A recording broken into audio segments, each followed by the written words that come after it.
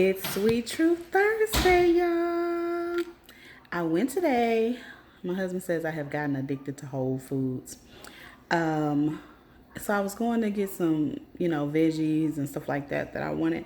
And while I was there, usually when I go, I stay away from the bakery because honestly, you guys, I try to stay away from sweets for the most part if I can because I know that I like pastries. Not just any type of sweets, like I'll eat some candies, but like my weakness is pastries, like stuff that was really cooked by somebody, and to have the homemade taste feel, love it. So today I knew that I had Sweet Truth Thursday, and so I went over there to see what they may have in their bakery section. And they had, now I don't know, they have a fancy name for it, and I don't know how to pronounce it. But the lady basically said it is cinnamon cheesecake. So it is so pretty. So pretty. I haven't gotten a chance to taste it yet. Looks like I'm gonna waste it in a minute here.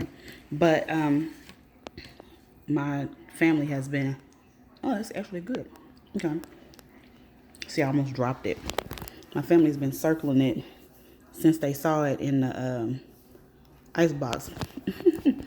And I wouldn't let them have any. But anyway, it tastes really good. It's not too sweet. So it's, not really just overwhelmingly sweet. It's really good. So anyway, so I have been really pondering what to do for Sweet Truth Thursday. And something that came to mind for me was how people often use the term judging. Don't judge me. Or even when people talk about, going to church or addressing whatever their sin is, they usually use the term of, well, why do preachers just preach about this? They don't preach about that. Well, I'm not sure, first of all, what church you go to, because my pastor preaches about all sins. We all get to say ouch at some point or another in our service, and all things get addressed. Okay? But I want people to understand the difference between judging and telling the truth. Okay? For example, if you're someone who steals, and I say you're a thief, I'm not judging you. It's the truth. Understand what I'm saying? If you are someone who sleeps with a whole bunch of different people, but not really sleeping, you know what I'm saying? And you're referred to as a whoremonger, it's not judging. It just is what it is.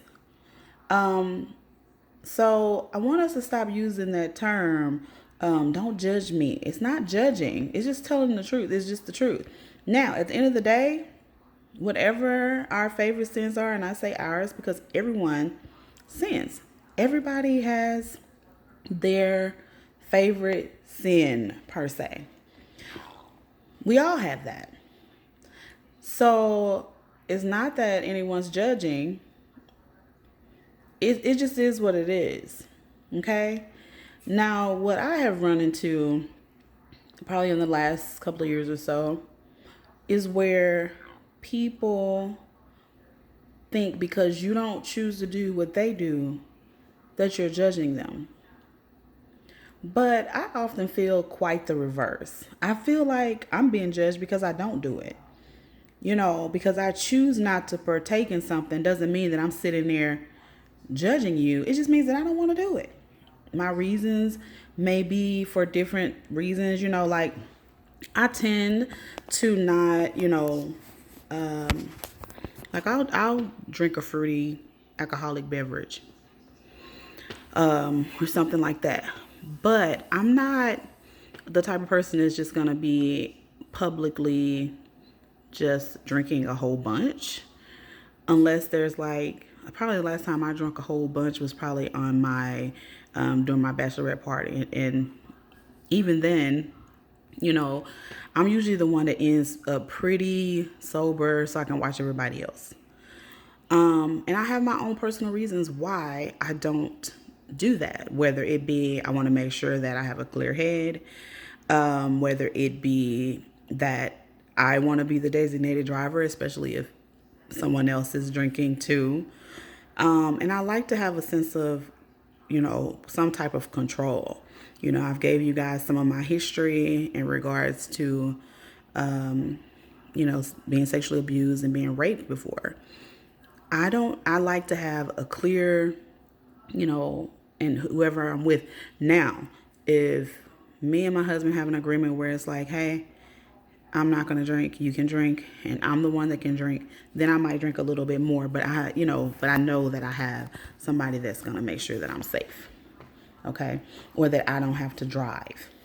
So that's just one of the situations where people are like, well, she's just sitting there judging us. No, I just choose not to do it. And whether people realize it or not, being mad at somebody because they're sitting there not doing something that you choose to do is actually quite the reverse. It's more like you're judging them. Everybody has their own choices. I have been in environments since I was young, a teenager, where I just chose not to do certain things. It's not because I thought that the people that did them were bad people. Just wasn't my thing. But I had my things that I did do, you know what I mean, that were wrong. But that just wasn't it. And for the most part, like I got called a square, my cousins that I was with all the time, they would call me a square or rectangle or whatever. But at the end of the day, they knew that somebody with a clear head was there. And then when it got to a point where I wanted to try anything, they were like, no, this ain't good for you, But I want us to get out of the habit of thinking that just because somebody doesn't do what you do, doesn't mean they're judging you. And if someone is telling the truth, that's not judging. Okay? Another example of this is like, I've told you guys that my dad is a pastor. People get mad if he says, well, that's not right. It's like, I don't want him telling me that's not right. That's kind of the point of being a pastor. I don't want a pastor that don't tell me if something's not right. Now, at the end of the day, it's your choice what you do or don't do. And that's in any case. Okay? No one can stop you from doing whatever you want to do.